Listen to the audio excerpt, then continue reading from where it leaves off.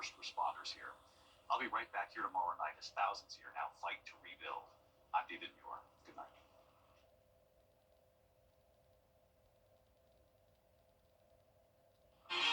Tomorrow will be another quiet day, just very cold, and then the cold air sticks with us for Friday with moisture moving in, which could bring us not only rain, but also the chance of some snow and ice. I'll break down the latest on your forecast coming up.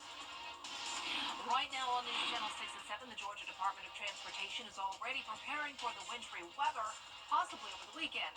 How road crews are getting ready for the weather. Also ahead, the cold weather may impact those who work outside. How you can stay safe as the temperatures decline. And celebrations of life continue as the public says goodbye to former President Jimmy Carter. We'll have a live look as your News at 7 starts now. Live from Television Park, this is WJBF News Channel 6 at 7. Good evening, everyone. I'm Dee Griffin. Thanks so much for joining us. We'll have a look at our top stories in just a moment. But first, we need to turn to a first look at our weather with Chief Meteorologist Jenna Petracci, who is tracking some potentially colder and icier or snowier weather. Yeah, a little I'm not bit of putting it all everything. out there just yet. Yeah, we could be watching for a little bit of everything, Dee, and that also includes rain. There's definitely a real possibility that we may just have a cold rain here, especially if you're in our southern line counties. And we'll get into all of those details coming up in the full forecast. But in the meantime, tonight, here's a look at our Terry Lambert Hyundai Skyview Cam in Aiken. Very cold and dry outside. Today we had a low of 22 degrees at Augusta Busch Field, high of only 50.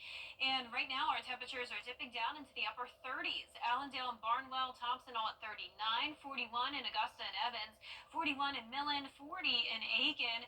Wrightsville, you're at 40 as well, 38 in Gibson, and 39 in Edgefield.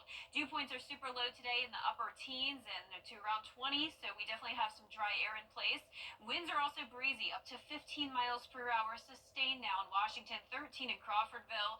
The gusts are up to 20 to even 27 miles per hour there in Crawfordville, so the wind chill will be a bit harsh late tonight, but then by tomorrow morning, the winds will settle down. The wind chill now is down to 29 in Washington, feeling like below freezing all across our northwestern counties. And as for our satellite and radar, we have clear skies for now, but notice some clouds streaming in from the west, all parts of low pressure that's forming in the Gulf of Mexico, which will be potentially our snowmaker as we head into Friday. But in the meantime, tomorrow, no threat of winter weather. Will be down to 22 at 6 a.m., so definitely bundle up. Wind chill could be in the upper teens. On Friday, that's our Viper 6 alert day for the rain and winter mix. 90% chance of precipitation overall, but the weekend looks fantastic. I'll have more details on the forecast coming up, but back to you, Dee. All right, thanks so much. We'll see you in a few minutes. With potential wintry weather over the weekend, crews are getting ready just in case. Brine trucks will soon be on the roads across the region to get them set for the weather. Here's Graham Lee with a look. Thousands of pounds of salt are being taken from here, dumping them into these tanks. And after mixing with water, the brine will head to the roads. We don't get wintry weather around here that often. People might not know how to drive, so we just want to make sure those roads stay drivable, don't freeze over. We want to do everything we can, and brine should help with that a lot. GDOT crews will be working around the clock over the next couple of days. Brine trucks are set to make several stops along major roadways in the area. Our Georgia DOT maintenance crews will be out and about on I-20, I-520, state routes in Augusta, and then some other high-priority state routes. It's like US 1, US 25 in Burke County, US 441. Officials are urging drivers to limit travel as much as possible between Friday morning and midday Saturday. They say if you do need to be on the roads, you need to watch out for the brine trucks. When we're brining the roads, do not follow closely to those brine trucks. I know they're going to be going slow, 40 miles per hour, but they got to go that speed to successfully treat the roads. And another thing, if you're riding too close to them, it's going to get your windshield all covered in that stuff, and you don't want that. So just stay back at least 100 feet, give them a lot of space. And the GDOT contractors started brining state routes north of I-20 tonight, and they started that just a few minutes ago at 7. Work crews will be out again tomorrow morning at 7 a.m. to brine other state routes across the CSRA. So be careful when you see them on the road. Don't get too close. Now, we got a taste of some pretty cold temperatures, some we have been anticipating all week. That cold air could cause significant issues if you suffer from arthritis or work outdoors. Workers with local roofing companies, 40s, they say 40 degrees and under, could delay or completely stop a job due to the potential damage the cold causes roofing materials. Now, if those damaged materials are used, that could mean a leaky roof. So, if you're someone with arthritis, it can mean stiffness leading to pain, whether you're inside or outside. Asphalt material base also freezes, making that shingle a lot less pliable and make it more susceptible to cracking and make it extremely brittle. I think anybody, regardless of having arthritis, probably feels a little stiff in the mornings anyway, but on a cold morning like this, it's going to be particularly bad. I will say the more you move, it loosens you up, obviously. Both medical and roofing professionals encourage layering up and preparing as much as possible for the cold temperatures. Next week, the Georgia legislative session will begin, and local lawmakers are busy preparing. Senator Harold Jones of Richmond County and Representative Gary Richardson of Columbia County shared their goals. This week, the Georgia legislative session will begin, and local lawmakers are busy preparing. Senator Harold Jones of Richmond County and Representative Gary Richardson of Columbia County shared their goals for 2025. Now, Jones wants to see health care expanded, and this is Richardson's first session, and he's hoping to bring more industry and jobs. They both agree on one goal for the CSRA. From a local perspective, one of our big lists would be trying to deal with making sure MCG can get a new research center. That would be one of our big issues that we have there. The research building down there is aging out. There's leaks, and when it's hot, it's hot. When it's cold, it's cold. Senator Harold Jones is the new minority whip, so congratulations to him. And the legislative session in Georgia begins on Monday, and we'll have it all covered for you. Well, thousands are enduring the frigid cold for the opportunity to pay their respects to former President Jimmy Carter. The 39th president is lying in state in the United States. The South Carolina legislative session is less than 1 week away, and lawmakers are already pushing certain bills ahead early. House reporter Caroline Yaffa tells us more. Two committees met before the legislative session starts Tuesday to discuss a bill that was passed before being struck down in September by the state Supreme Court. This bill would modify the Education Scholarship Trust Fund. It involves the K-12 Education Lottery Scholarship and whether or not certain taxpayer dollars should go towards private schools. The South Carolina Senate Education Committee met Wednesday, followed by the Senate Education Full Committee. The chair of the committee, Senator Greg Hembry, says he thinks the Supreme Court will not be opposed to this new bill, which extends the poverty level eligibility. The Supreme Court has told us it's going to be constitutional. That's what I think they're telling us. When they say the lottery money is something different, that it doesn't touch it doesn't go through the General Assembly and the General Fund, they seem to find some distinction there. Some lawmakers had concerns. Minority Leader Senator Brad Hutto says this bill does not follow the state constitution. He believes South Carolinians do not want to spend tax dollars on private schools. If there's a desire to change that, let's do the right thing and put it to the voters. And if the voters agree with that, if they think that that's a wise use of public money, let's change the Constitution. Senator Darrell Jackson raised concerns that people were missing, saying it wasn't a full committee meeting. He wondered why it had to be so urgent. Would that 1 week really make a difference in the eventual outcome and what happens to these families? Senator Hembry replied. The bill is very similar to the last bill we passed, with several key policy questions that are going to become pretty clear, and those would have to be debated. Those policy questions will have to be debated on the floor regardless. Senator Hembry says even though the state Supreme Court hasn't seen the updated bill, he believes it will support this bill. In Columbia, I'm Caroline Yaffa. Coming up, there are now 4 different wildfires burning in Southern California. We'll have the story after the break. Hey there, Georgia. I'm John. Every day is a miracle. Destructive destructive, devastating, and now deadly. 4 major wildfires burning across Los Angeles. The flames fanned by a hurricane-strength wind gust. More than 1,000 structures have been destroyed as this fire and these fires have already burned more than 7,000 acres. Alex Stone is in California with more.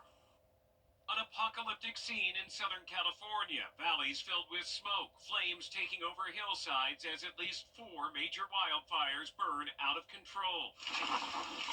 Embers flying all around, pushed by hurricane-strength winds. Oh, and we have, a partial structure collapse. This afternoon, we got our first look at the devastation from the air. The wind slowing enough for helicopters to fly safely. It's Armageddon. I'm driving through a war zone right now, and I don't even know what to say. I'm speechless. I'm shocked. The winds also kept firefighters from launching water-dropping helicopters. People running with buckets of water in their hands, trying to do anything they could to save homes. Others rushing to grab any belongings they could. Neighbors tried, but could not save the Symington family's home of 24 years. It makes me want to cry, but it also, in the midst of the dark hour, puts a little ray of love and hope. All the stuff that's here is irreplaceable. People are not. What happened to family is the most important thing.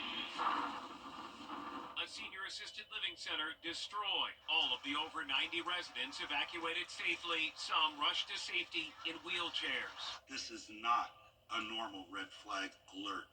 The LA County Fire Department was prepared for 1 or 2 major brush fires, but not 4. President Biden is in Los Angeles for an unrelated matter and got an update on the disaster from firefighters. He's also spoken with Governor Gavin Newsom. We're prepared for anything and everything that one of them takes to obtain these fire and help reconstruct and make sure that we get back to normal. In addition to the wind, it's extremely dry here. There has not been sizable amounts of rain in over 8 months.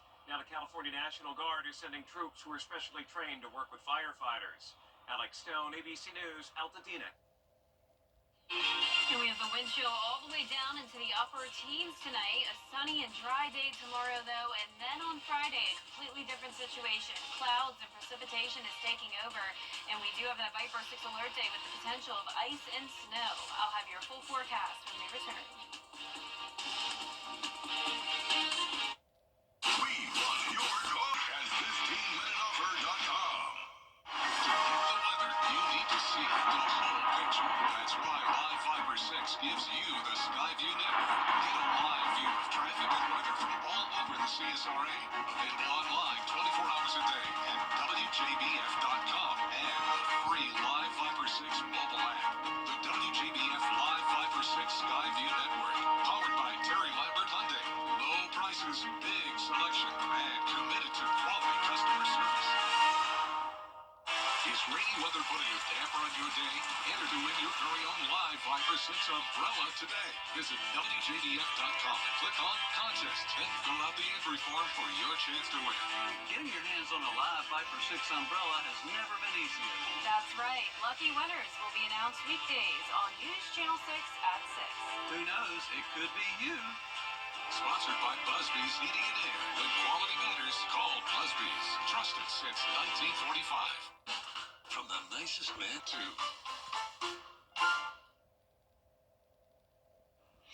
Now, your most accurate forecast with WJBF Live Viper 6. Welcome back. We do have a winter storm watch that will go in effect 7 a.m. on Friday and last until 7 a.m. on Saturday for the counties north of I-20. So Saluda, Edgefield, McCormick, Lincoln, Wilkes, and Tolliver, you all have the highest chance of seeing some winter weather. Now, a much lower chance in Augusta, but it's still not out of the question. Right now on our Terry Lambert Hyundai Skyview cam, it is dry, though, with clear skies, breezy winds coming in from the west. 41 degrees out there, 20 degrees as our dew point, so just dry and cold tonight. Upper 30s as those temperatures in our northwestern counties, even now into South Carolina as well. 39 in Edgefield, 39 in Barnwell. A lot of us still around 40 degrees, but when you factor in that wind, it's feeling like the upper 20s in some spots. High pressure in control for now, snow up to the north of us, then down towards the southwest. We're watching this area of cloudy conditions along with rain. That's along a trough of low pressure, which could be bringing us the moisture we need in order to see that winter weather for Friday. Now, in the meantime tonight, no winter weather, but it will be cold, and with those winds, the wind chill could be from around 15 to 17 degrees. Now, as I mentioned, we will see the temperatures just as cold on Friday with that winter storm watch in effect. But in the meantime, tonight our lows are around 19 to 23 degrees, and then feeling even colder with the winds. Highs tomorrow will be in the mid 40s, so definitely a chilly afternoon as well. And then we'll be watching the temperatures very closely Friday afternoon, because this will really dictate what happens with our forecast. 32 degrees is the freezing mark. We need it to be freezing in order to see any type of winter weather, whether that's ice or snow. And notice the temperatures Friday afternoon look to be just on the cusp of freezing, so it's very hard to predict exactly what's going to happen. But if we see temperatures like this, 33 or above, this will just be a cold rain. So let's walk it through futurecast by futurecast here. We have a couple different models to show you. Thursday at 10 p.m., it's going to be dry. Clouds begin to move in Friday morning, and then we could start to see some action as early as around 7 a.m. on Friday. So you can see the majority of the winter weather will be in northern Georgia, though, and pretty much along that line here. So we are just on the cutoff here in the CSRA, and it looks like Augusta specifically will be the cutoff of the rain versus snow line. Now let's bring it closer to home with that same model. So 4 a.m. on Friday, starting out dry, but by 7 a.m., this model was showing a line of some frozen activity there from McCormick down to around Burke County. So that would be the ice, the sleet, freezing rain. Then as we go throughout the day, this really just becomes a messy rain as those temperatures warm up to slightly above freezing. By no means will it be warm, but definitely possibly above freezing. Then by Friday afternoon, more of the same. Possibly a little bit of ice in our northern counties, but not looking too bad. And then by Friday night, this should just be rain, and it's out of here pretty early Saturday morning by around 2 a.m. Now, this is a different model scenario, though, that is a lot more aggressive, especially with the snowfall. It also has it coming in a little bit later. So first we see rain, and then we see some of the blue there, and no, that is not light rain, that is snow. So this is showing snow possibly as far south as Emmanuel County, and pretty much a solid dusting, at least around 1/10 of an inch across Augusta, Aiken, and of course up towards the north as well, where they could potentially get up to around 1 inch of snow, if not more. But a lot of our models are very consistent with pinpointing this in our northern counties north of I-20. This is the potential sleet accumulation. And then as for the potential ice accumulation on top of that, overall around 1/4 of an inch of ice possible, maybe up to 1/2 an inch. Nonetheless, it's dangerous even if it's 1/10 of an inch.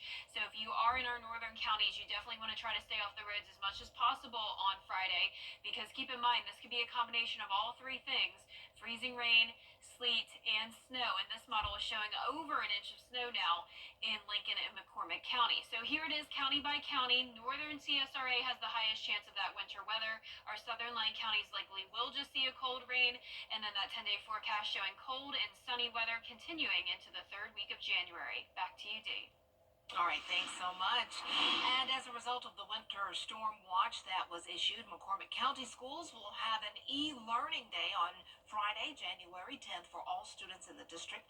Tomorrow is still a regular school day. School leaders ask that all students bring home their Chromebooks at the end of the school day tomorrow in preparation for the e-learning day on Friday. And make sure you charge up those Chromebooks so you can use it on Friday while you're at home. We'll be right back. To get up close and personal with the weather, request a school visit from Chief Meteorologist Jenna Petracci today. It's a cool and exciting way to bring the fun and fascination of weather to students of all ages. Or take a field trip to our state-of-the-art studios at Television Park in Augusta. It's an interactive experience your class won't forget. Request a live 5 or 6 school visit or studio tour by signing up today at WJBF.com/school visit. Autumn to Surface is sponsored by Pinnacle Bank. Is rainy weather putting a damper on your day? Enter to win your very own live 5 or 6 umbrella today. Visit WJBF.com, click on Contest, and fill out the entry form for your chance to win. Getting your hands on a live 5 or 6 umbrella has never been easier. That's right. Lucky winners will be announced weekdays on News Channel 6 at 6. Who knows? It could be you. Sponsored by Security Federal Bank, helping people, changing lives. Hey, what you doing this week? Well, I hope you'll join me for the Very Vera Show. If it's cold outside and you want some warm, good recipes, you don't want to miss this one. We're going to do 2 really special ones. See you this week. Thursday at 12:30 on News Channel 6. Gen Z has had it with dating app fails. Instead, they're accepting applications on social media. In one viral video, a woman says she's accepting boyfriend applications saying, quote, be obsessed with me or be gone. Okay. Another TikToker included a list of deal breakers like having no money, has kids, or being short. Ooh, harsh, are we? Many say the masses believe that dating apps are dead. Well, also because you can be ghosted and because people aren't true representatives of what they put on the dating apps. Fake profiles, AI. It's scary out there. Yeah, it is scary. Dating is not for the weak. Yeah. And there is pee in the dating pool. Sorry, I went that far. Okay, let's go. Well, we're also tracking snow D, so that's what we're watching on Friday. Viper 6 alert day is in effect. Okay, thanks a lot. Have a good night, everyone.